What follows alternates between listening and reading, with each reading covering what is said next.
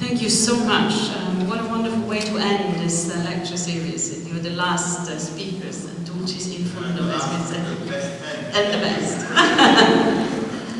Wonderful, thank you. A lot to think about, but I wanted to probe you to go further into one of the elements of your talk that I thought is crucial for what we're trying to do with this subject, and also, as the Dean said, in the Faculty of the Humanities. You spoke about the need to reconstitute a common memory, an official common history of our memories. And you went from there to talk about ignorance, I mean, the fact that we just don't know about the role of Muslim culture and European culture. We don't know about each other in general. But there is also forgetting and denying. So I wonder whether you could just say a little bit more, how would we go about constituting an official common history of these memories?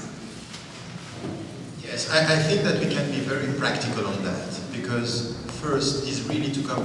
By the way, when I'm speaking about our mutual ignorance, it's not only our mutual ignorance, it's also the ignorance of our own self. Because the problem that we have in our schools today is not only the ignorance of the other, is that the teaching of history today is becoming problematic, and we have people not knowing the roots, not knowing when I was teaching French literature, and you have to explain everything to people reading Victor Hugo, because they have no clue what is he talking about. When you cannot just taste the dimension of poetry, it means that you have to come to something which is a deep reconciliation. And then when you don't know who you are, you will be scared of who you are not. So we have to come with history here in our schools, with something which has to do with many dimensions, to officialize the content of history, which is a history of memories, to change the center of gravity of our perception of ourselves. For example, you can't only have a history in Holland about the past, which is the viewpoint of the colonizers, for example, in Indonesia. You also have to integrate something which is the perception of the colonized people. It may be less important for you in Holland because it's not exactly the same setting, because you don't have so many Indonesian people. Mainly what you have as, it's Moroccan and Turkish, but still it's really important to integrate this. But think about how much it is important in Britain, for example, and in France, to integrate this dimension in our official teaching of history, the multiple dimension. And let me be very practical here. Shabir Mansour is based in California. Once, his son came back from school, and he came back with something which was a textbook on Islam. He was horrified at what was said about Islam. And he said he was, he was in charge of a restaurant at that time. He stopped everything and specialized himself in that field. Now he had an organization, very professional, dealing with historian, having historians and experts. And now he's working with the local Californian authority by providing, resources and textbooks with different dimensions. And by the way, not only Islamic. It's not the point. He's coming with a Chinese vision of history, which is so important because, this is something which is also part of, so to come with, to reassess what we are teaching, multiple visions, and to take, all the people who can be a resource here. So it should be in university, it should be in our primary schools. So it could be through schools, but it's not only this. I think that we have to add to this something which was really important.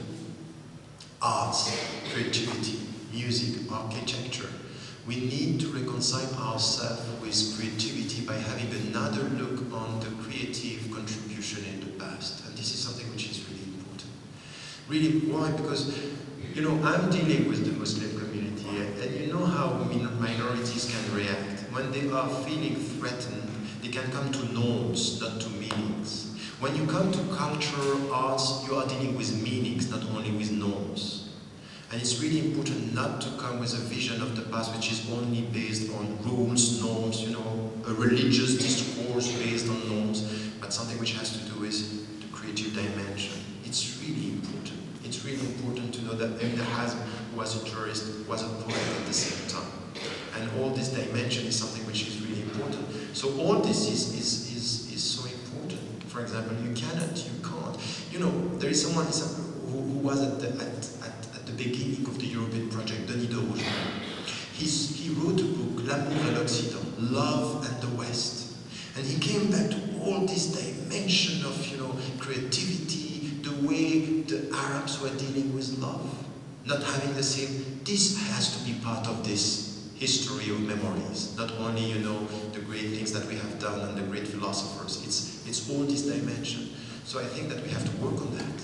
We really have to work on that, and it's a multi-dimensional process, really a holistic perception. Can I just ask, when you're looking for commonality in history, in legal framework, but if people are looking for ethical guidance, or a society is looking for ethical guidance, do you think there should be a framework, or more in a way you expressed just now? Yes, yes. You know, in the previous book, Western Muslims and the Future of Islam, I was talking about ethics of citizenship, because I don't think it's enough to speak about citizenship. We have an ethics of citizenship. When, for example, I'm saying to my fellow Muslims, for example, when you come to the political field, you don't have to vote for a Muslim. The three main features that you are asked to consider is competence, honesty, and accountability. This has nothing to do with religious background, it's something that we can share. And then the next book I'm writing is Radical Reform, and it's exactly about what you are talking about, an applied ethics, which is with a universalist dimension, still rooted in the Islamic dimension, as you can be rooted in the philosophical, atheist tradition, or Christian tradition, or Jewish tradition, even Buddhist tradition. But what we have to understand is that ethics is a shared universal field. There are roots, but we can come to this common field. And I think that we have to respect the roots of each people. Let us come to the common ground and not think that we have it all, or it's exclusively us. Once I reacted to Alain Grèche in one of his talk, he said, the Western universal values. I said, look, there is a problem here. Western universal values is problematic. It's Western or it's universal. And we have to do all this, and it's a very important ethical, you know, we should start to speak about ethics with something which is the starting definition of ethics, humility. We don't get it all. Humility is the way we have to speak about ethics, because ethics without humility is no longer ethics. This is the way I see it.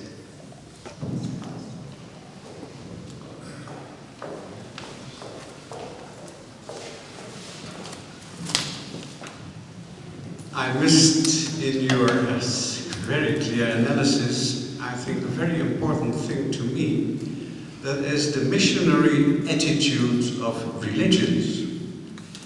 We are discussing on historical ground, because it was here that the concept of tolerance has been developed, not referring to a psychological trait, because the Dutch were not tolerant and they are not tolerant at all. They had to develop this political concept to get rid of these missionary tendencies of Protestants, sects, churches, etc. And if you are talking about our common history, I think it is very important to rethink this concept, this political concept of tolerance, because the basis of our distrust is our fear for these missionary tendencies of religions. Yes, it's a very important point. But not only with religions. Because the concept of tolerance and everything which has to do with our relationship and you know, our mutual recognition and acknowledgement of the other is not only in our religious, you know, you have some people saying, I don't like dogmatic mind. Everything is relative for me. But they are saying this in such a dogmatic way that they are creating a dogmatism of relativity. You have this kind of, you know, rationalism. It's something which has to do with the way we look at our discussion. You know, just two things that I wanted to say. The first one is about, you know, when you say Dutch people are not at all tolerant. I'm always asking the people to be cautious with such statements. I did something in my course in Erasmus. I pushed the people in that direction. You know, I knew exactly what I was doing. I was pushing them to define people. At the end, we had 3 or 4 people saying, oh, the French are racists. I think that this is very dangerous. No such a global, overall definition of people. Because I don't know one society, one group of people who can say they are tolerant and they are not.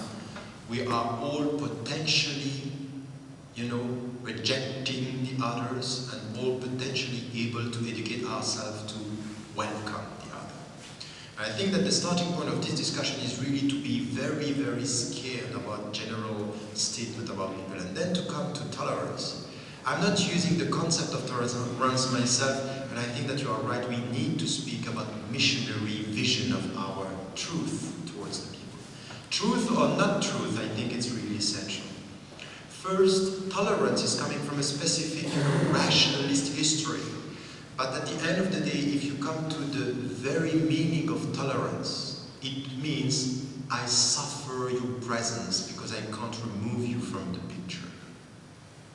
There is something which is a positive concept, but deep in the concept there is something which is I tolerate you. I suffer your presence, I can't remove you. I think that we have to go today in our pluralistic society to go something which is beyond that, which is not only, I don't want someone to tolerate me. I don't want to tolerate someone which is not like me. I want to respect him or her. And the difference between toleration and respect is you can tolerate someone you ignore. But if you ignore me, you don't respect me by definition. Respect is accepting the other plus the knowledge of the other. It's something which is based with knowledge and acceptance, not more than acceptance, it's respect in fact. So I think that we need the discourse here which is not about I tolerate you, because you know, tolerance is going very close to you have to integrate. But when I am saying I'm integrated already, I'm part of us, and I want to get this mutual respect. Having said that, we need to come with a very critical discourse about the potential missionary vision in religion. And this is why, once again, in the book Western Muslims and the Future of Islam, I allocated one chapter on that, saying that the Muslims should understand, you know, how yesterday scholars were saying Europe is Dar al-Harb, the space of war, and the Islamic majority country, the space of Islam, so now we are in a space of, I said, all this is outdated. Many scholars said this before me, but my new way of labeling or calling the world, and not only the West, but the world, is the space of witness, of testimony. What I want to do in front of you, and I want you to do in front of me, is to be consistent with your own values and to bear witness to me or to your values before me. And this is what the Muslims should understand. We are not here to convert the people. It's not of our business. The only thing we are asked to be is to be consistent with our values. Bear witness to your message before people. What I'm expecting from Christians, what I'm expecting from Jews, but what I'm expecting from atheists, what I'm expecting from agnostics, is to be consistent with their value. And you know what? What I am expecting from our democracies is consistency. This is exactly my answer to Tony Blair when he was criticizing the Muslims because they were critical towards his foreign policy. I say, you are right. You speak about the duty to integrate. Let me tell you that we may have a duty of consistency, because it's very simple to speak about democracy here when we are not respecting human dignity there. So I think that this is a strong discourse which is based on another perception of our own message, our own commitment. But it's more than tolerance, it's respect, plus knowledge, plus bear witness. Be a witness of your values. And what I'm expecting from you, whatever is your religion, tell me what are your values. And you know what I'm expecting you? Just that you behave as you speak. That you behave what you are saying, these are my values. And you will see we have common values, we have to do the same. And we may have different values on things, and we have to respect each other. I think that this is something which is a very strong discourse, but there is something which is clear. If we don't get a clear message about this missionary vision, I have to convert you, it's the end of pluralistic society, because there is no trust. In fact, what do you want? Do you want me to become more? You know, I was asked this recently in London. Someone looked at me and said, do you think I'm going to be a better man if I am a Muslim? Meaning by that, do you want to convert me? I said, look, what I want for you is just to be consistent. Be better yourself, and let me try to be better myself. And this is the way we will be together to try to build the future. So this is the way I see it.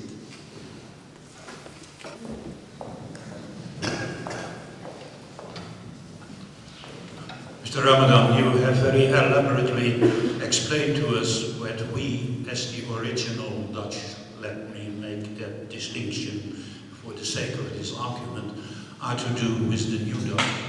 Unfortunately, there are a number of great problems there, and I just wanted to touch on one of these problems. A great number of the Muslim new Dutch simply say, we will only respect your laws in as far as they do not clash with Islamic laws. Do we have a problem or don't we have a problem? Because there is one rule, the only law that will be in this country is the Dutch democratic law as we have it for 200 years. How are we going to solve this problem? If it was a little sect, a few thousand people who said it, we would let them. But it's not a little sect, there are a great number of the Muslims who have that principle. What are we going to do with that problem?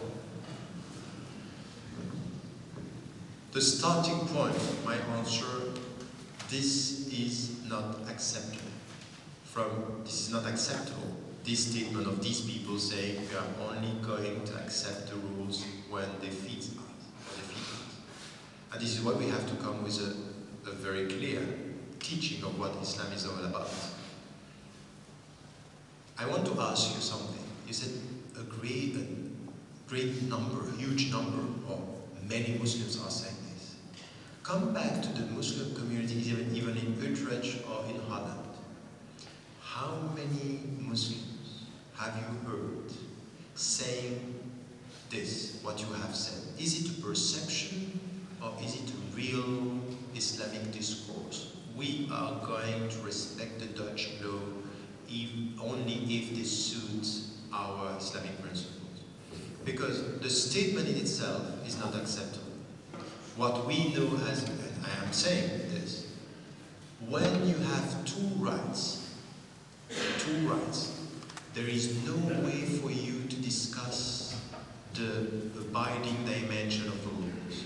First right is freedom of conscience. Second right is freedom of worship. If I didn't have in Holland freedom of conscience, I would tell you I would fight for freedom of conscience. If, for example, as it was in China or as it was in Russia during, in the Soviet Union, no freedom of conscience, I will struggle because this is my dignity. In all the Western societies and in the European societies and in Holland, these two main rights are protected. No one in this country is prevented from being a good Muslim, man or woman. So they have to abide by the law, because the two fundamentals are here. No discussion about this. No discussion. Now, when it comes to details or secondary issues, the Muslims should study the law, because there is a latitude in the law and there is a flexibility in the Islamic reference. Between the flexibility of the Islamic reference and the latitude in the common law, you can find your way. And you know what? Millions of European Muslims, hundreds, thousands of Dutch Muslims are just doing this every day. So I'm asking you, is this an official discourse you heard by Muslims, or is this a perception you may have about the Muslims not ready to respect the law? Because I don't want to rely on perceptions. I want to rely on figures and facts. And the figures and facts are telling you every day, millions of Muslims don't have a problem with the Dutch law. They don't, they respect it. Now, let me tell you one thing which is another dimension, which is essential for our debate. Immigration is going to stop in this country. And you have Dutch Muslim citizens in this country. You know, as I know, that some political forces are going to use the fears to get to win the next election. And you know what they are doing? They are indulging in anecdotism. Now look at it. No, listen to this, it's very dangerous. Anecdotism is what? You have new immigrants coming. You have one woman or one man coming to the hospital saying, I don't want my wife to be treated by a man. And you take these new immigrants and say, look, they are not ready to integrate. And you take one immigrant news story and you shed suspicion on all the citizens. While you should be exactly the opposite if you are reasonable. You should use all these Muslim citizens already here who go to the doctors, have no problem, to help the immigrants to solve the problem. So there is a political choice. Use the immigrants to shed suspicion on the citizens, or use the integrated citizens to help the new immigrants. But it's a choice. It's a real choice. The media are naturally interested by the new immigrant stories, because it's stories. While you and me as citizens, we should be interested by the citizens. So my question to you now, to think about it, what you are saying about the Muslims saying we are ready to respect the laws as long as they are not contradicting the Islamic principles. Is this something that you have facts and figures on it? Or is it a perception that many are thinking like this? Because the great majority are not doing this every day. It's a very important point here. We should build our policies on facts and figures, not on perceptions. And I can tell you, I know the community in Europe. I think I visited all the European communities now. I can tell you, the mainstream Muslims, the great majority of the Muslims are law-abiding. They don't have a problem with the laws and they respect the laws. But there is a discussion here, which is nurturing perception, mistrust. They don't want to respect the law. And having said that, your perception is nurtured by their perception. You know, 2 days ago, I was in a Muslim gathering in Rotterdam. I was saying, you have to be citizen, you have to be. And you know what? A woman, Muslim woman from Morocco, I think, very much westernized. You cannot see that, you know, she don't dress as a perceived alien Muslim, as it is all perceptions here. She told me at the end, she said, look, everything you are saying is so good, so fine. But what when they don't want us? They don't want us as Dutch people. They don't want us to be integrated in this society. They are rejecting us. So on your side, you have the perception they don't want. On their side, they have the perception you don't want. So we have polarizing the debate, people perceiving they don't want. And I told her, look, it's not true. The Dutch people are not the way you define them. Some don't want. But I met people at the grassroots. They want to be in touch with Muslims. They want to integrate with them, to be in touch and to collaborate with them. So we have to stop these perceptions and come to facts.